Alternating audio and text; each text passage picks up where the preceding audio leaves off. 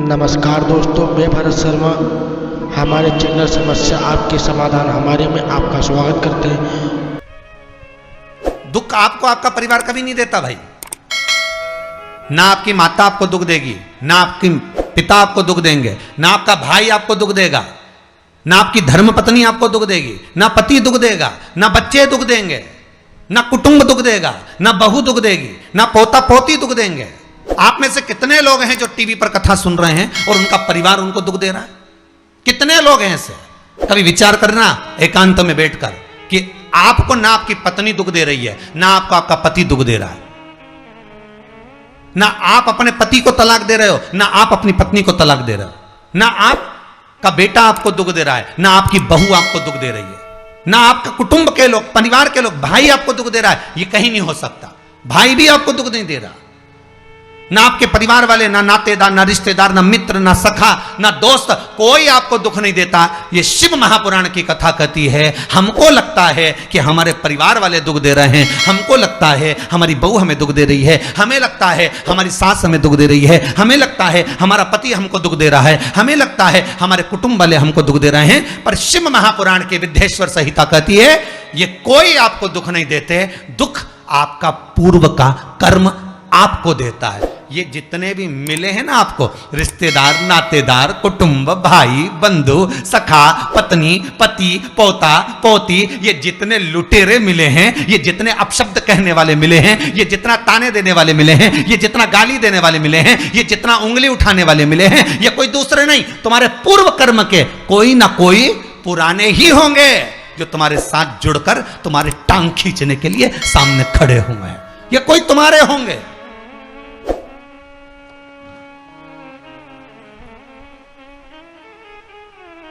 तो ये सब दिमाग से निकाल दीजिए आप आपके ये चित्तवृत्ति बुद्धि से ये बात सब निकाल दो। जितने लोग कथा सुन रहे हैं ना, अपनी बुद्धि से निकाल देना कि मेरी बहू मुझे गाली दे रही है। हाँ, तूने किसी गाय को रोटी नहीं दी और दी भी होगी, दूसरी बार गाय आ गई होगी तो डंडा मार के भगा दिया, वही बहू आई है, वाणी के डंडे कुदा रही है।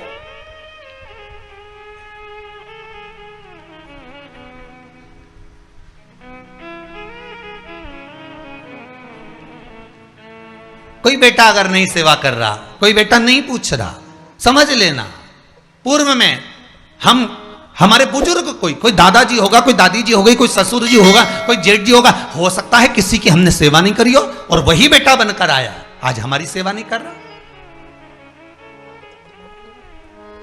मत बुरे कर्म कर बंदे वरना पछताएगा, भगवान की आंखों से तू बच नहीं पाएगा, तू बच नहीं पाएगा। अरे ओ अज्ञानी मत करना दानी। बचना नहीं है, बहुत ये हमें लगता है गुरुजी मेरी बहू बहुत परेशान करे, गुरुजी मेरी सास बहुत परेशान करे, मेरा भाई मेरी प्रॉपर्टी खा गया, मेरा भाई ये लेकर चले गया, मेरे ससुराल वाले ऐसे, मेरे रिश्तेदार ऐसे, मेरे कुटुंबी ऐसे, मेरे कबीले वाले ऐसे, मेरे ये ऐसे। तो हमको लगता है कि ये अपने ऐसे।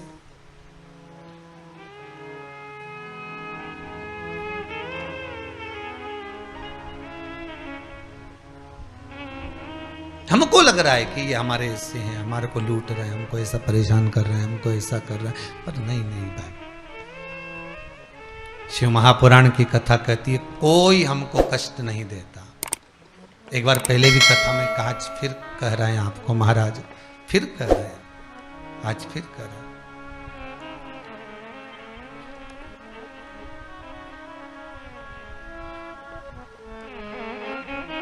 आपको फिर निवेदन कर रहे हैं।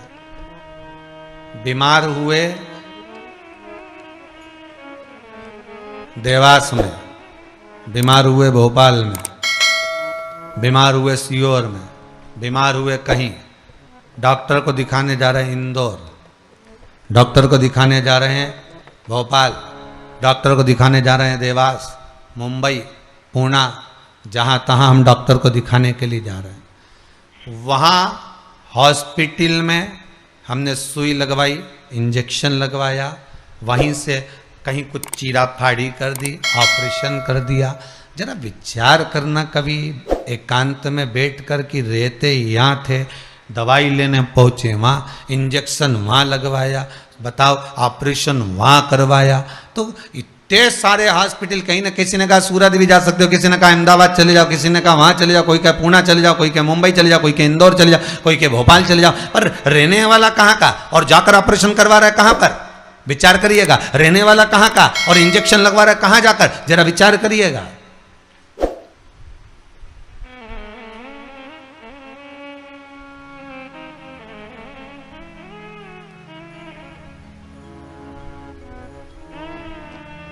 और कितने डॉक्टर, ऑपरेशन करने वाला कोई विशेष, कितनी डॉक्टर सिस्टर, इंजेक्शन लगाने वाली कोई, लगाने वाली कोई विशेष वहां बैठी है। उसको तुम नहीं पहचानते, वो आपको नहीं पहचानती। अभी अभी कोरोना का टीका लगवाया होगा, वैक्सीन लगवाई होगी, इंजेक्शन लगवाया होगा, कोरोना महामारी का लगवाया सबने। अब लगवाया तो उसमें आपके मन में विचार तो आया कि ना तो हम इस सिस्टर को पहचानते, ना हम इस डॉक्टर को पहचानते, गए और सुई लगवा के आ गए। पर उसने हमको कष्ट तो दिया, भले वो थोड़ा सा चुभाया पर कष्ट तो मिला। पर विचार करा कि ये क्यों मिली, कारण क्या था, इसी ने क्यों चुभाया। हो सकता है पूर्व में तुमने भी इसको कोई कष्ट दिया होगा, हिसाब बराबर करने के लिए यहां लाके छोड़ दिया। वो दुनिया के लोगों ने कहा है ना कि ये कोरोना महामारी को उपजने वाला, वो चीन के ऊपर लोगों ने कहा कि उन्होंने इस कोरोना महामारी को प्रकट कर, अब उनने तो कर दिया, उनने तो संसार में विनाश का कारण बना दिया। पर फिर प्रकृति ने क्या करा आज की स्थिति में, प्रकृति क्या कर रही है फिर वो भी अंदाजा लगा। कहीं मालूम पड़े मिट्टी हवा में उड़ रही है, ऐसी उड़ रही है गीली कि सब गाड़ी ने बंगला सबके धो दिया उसने।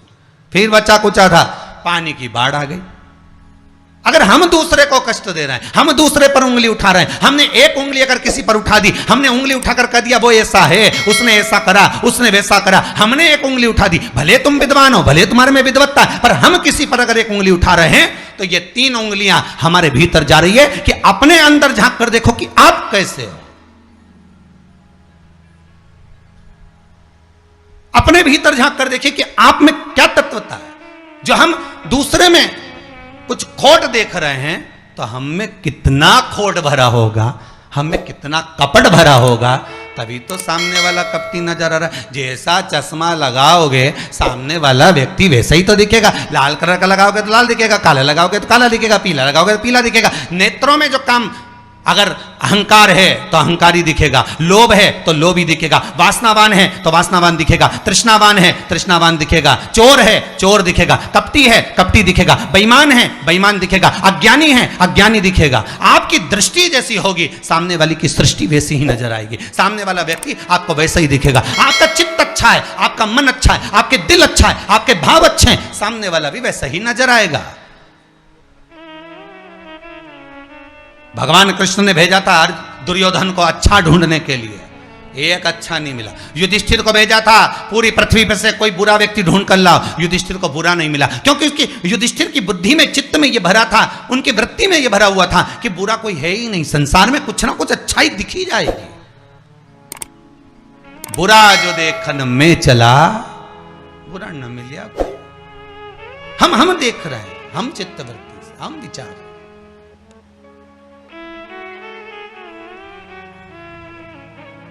कौन ना बहू बुरी है, फिर निवेदन करूंगा, ना सास बुरी है, ना बेटा बुरा, ना बहू बुरी, ना ही ये पूरा संसार बुरा, सब अच्छे हैं।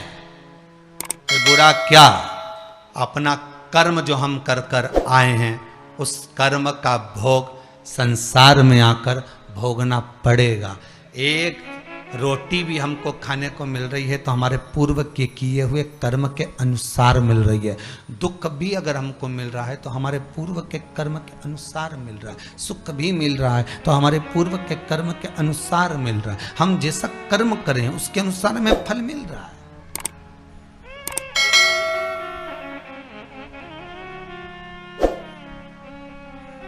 इसलिए बारंबार कहा था कि मान मेरा कहना नहीं तो पछताएगा, माटी का खिलौना माटी में मिल जाएगा। हेट बूट सूट सब यहीं रह जाएगा और माटी का खिलौना माटी में मिल जाएगा। ये हेट रह गया, ये बूट रह गया, ये सूट रह गया, सब पड़ा की पड़ा रह गया, सब धरा की धरा रह गया। इसका मूल तत्व क्या है? इसकी महत्वता क्या है?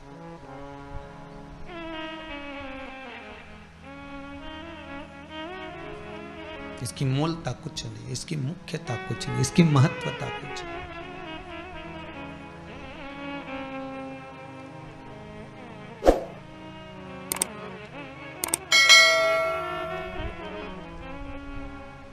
किले भोले का नाम, भगवान शिव का मंत्र, नाम स्मरण जप कीर्तन सुख दे।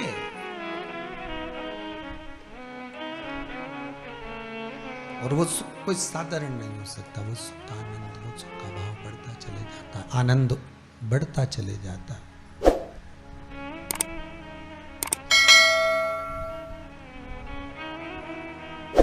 ले भोले का नाम काहे यूं भटके, मिलता है आराम काहे यूं भटके। इस शिव का नाम लेकर हम जब शंकर का नाम लेकर जब अग्रण्य हो जाएं, प्रेशर खोलिए महाराज, प्रेशर खोलिए। हम शिव का नाम लेकर जब अग्रण्य बढ़े, आगे बढ़े, शंकर का नाम लेकर जब अग्रण्यता के भाव की ओर बढ़े, तो जीवन का सुख क्यों ना मिलेगा सर? वो जीवन का आनंद क्यों ना मिलेगा? महाराज शिव पुराण कह रहे हैं, कोई बुरा नहीं संसार में। ये जितने नाते रिश्ते कुटुंब कबीले बनते चले जाते हैं, ये हमारे कर्म के अनुसार बनते चले जाते हैं। कर्म के अनुसार, ये कोई दूसरा बनाता नहीं है। जैसा पूर्व में कर आए हो, वैसा आपके सामने आपका व्यवहार सामने वाले का प्राप्त होगा, वैसा व्यवहार प्राप्त होगा।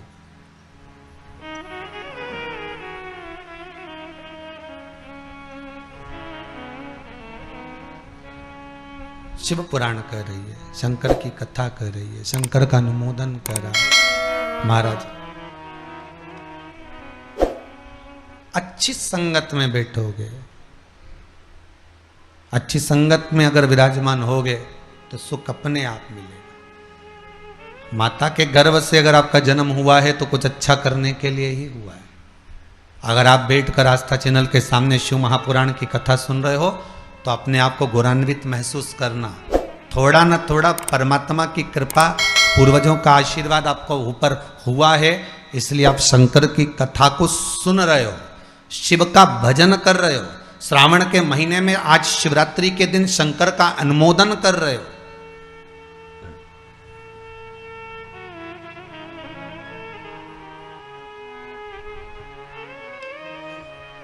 घर में 4 बहुएं होती हैं, 5 बहू होती है, 6 बहू होती है।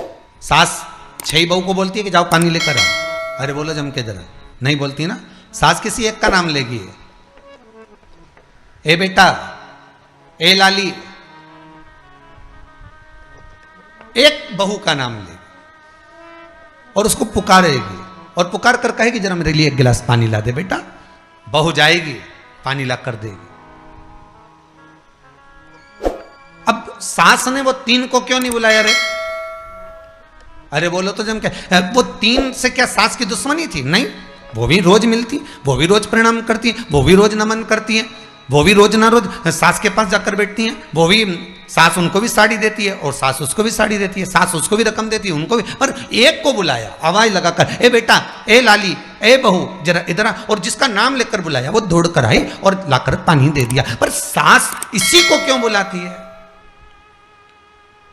4 बहू में से इसी बस बहू को आवाज क्यों लगाती है? बस उतना तुम अंदाजा लगा कर रखो कि सास इसी को ज्यादा क्यों बुलाती है, इसी से बात क्यों ज्यादा करती है। ना तो उसने कुछ दिया, ना इसने कुछ दिया, ना कोई बात। पर कुछ बहू में, 4 बहुओं में, 4 बेटे में कोई एक ऐसा होता है जिससे सास की अच्छी पटती है। उसी तरह भोलेनाथ भी परिवार में उसको देख लेता है जिससे शिव की अच्छी पटती है, उसी को बिठाता है कथा में।